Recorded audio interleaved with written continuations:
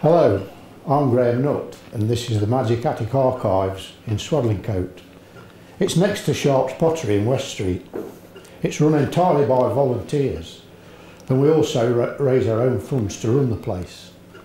We do this in certain ways, by donations, selling photographs, selling information, holding talks, inviting local groups along, and we also publish books for local authors.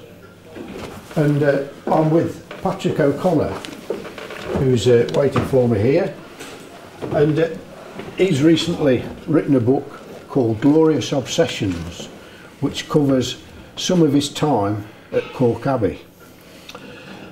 How did you come to write this book, Patrick?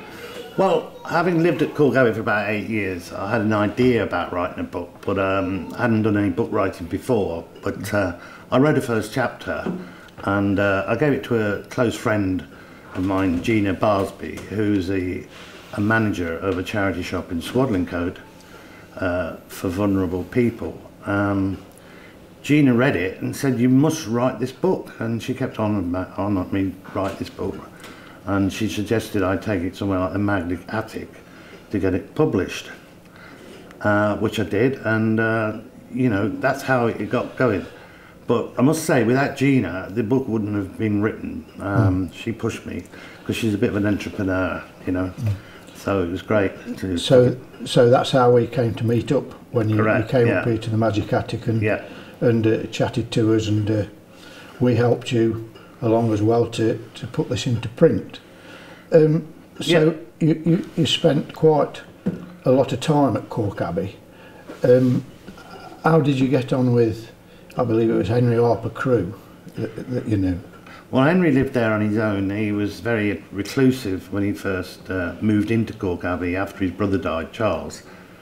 And of course he had a death duty bill of £8 million as well, and on top of all that.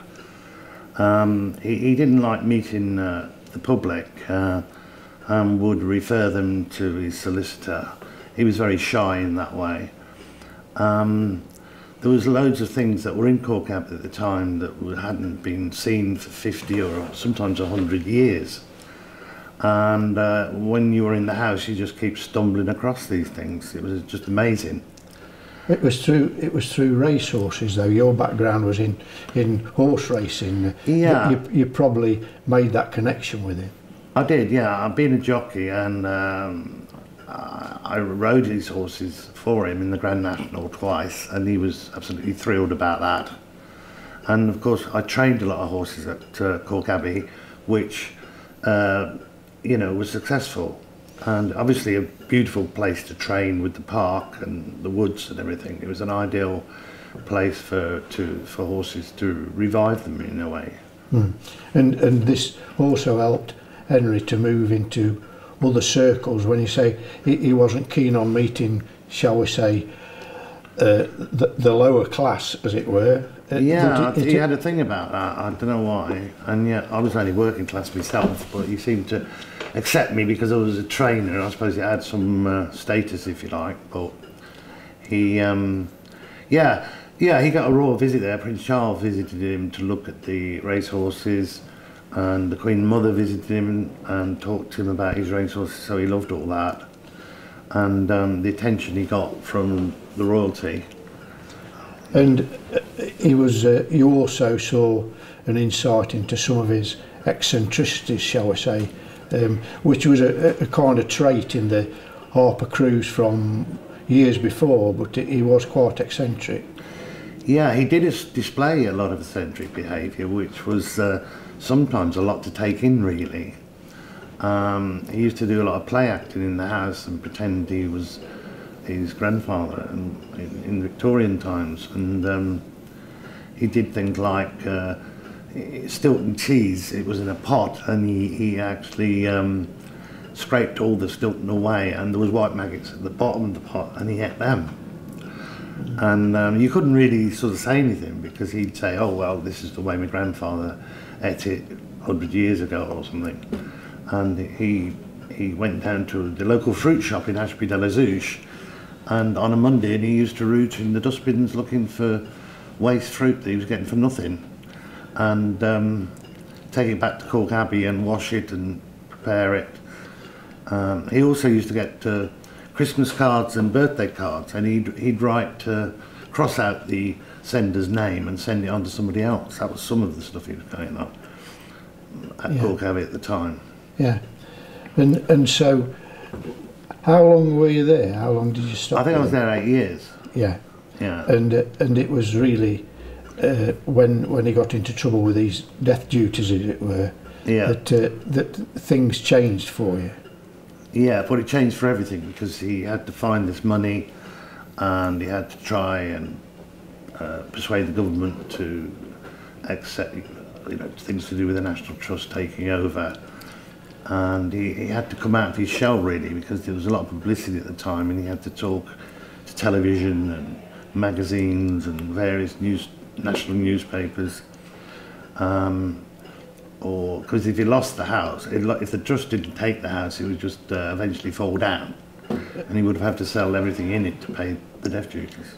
And what happened to the racehorses when this? Unfortunately, yeah, we had to move them out of the stables and find other accommodation for them, because the trust said that the public and racehorses wouldn't mix, and they were right about that. Yeah, and lots of these little stories you've told in this book. It's really been selling well. Yeah, I mean, it was a bestseller in Waterstones. It's on for sale in W.H. Smith, in Derby and Burton and Ashby, and it's also on Amazon, or it was on Amazon. So, yeah, I mean, and of course at Calke Abbey it's selling well. I mean, really at Calke Abbey, yeah, surprisingly. And people from all over the country have also contacted you at different times, and from Ireland, I believe, from where That's you right, originate. yeah, not Belfast, yeah. Yeah, in fact, I was thinking of putting it on eBay in the United States, because some of these Irish Americans over there, they like these sort of stories about eccentric aristocrats that live here, and there's no harm, we'll just try and see if we get any sort of interest. And have you got any plans to write another book? Not of this description, not a book like this. This was like a one-off, really. Yeah. So, this book, Glorious Obsessions, it's on sale at quite a number of places. It's £4.50, and there's lots of strange little stories in it about the Harper-Crews and Calke Abbey. That's right. The truth is stranger than fiction, almost. Yeah. Well, thank you very much for meeting up with me again, Patrick. I hope you do well with it. Thank you. Thank you. It's a pleasure, and thank you, thank the Magic Attic and yourself for supporting the book.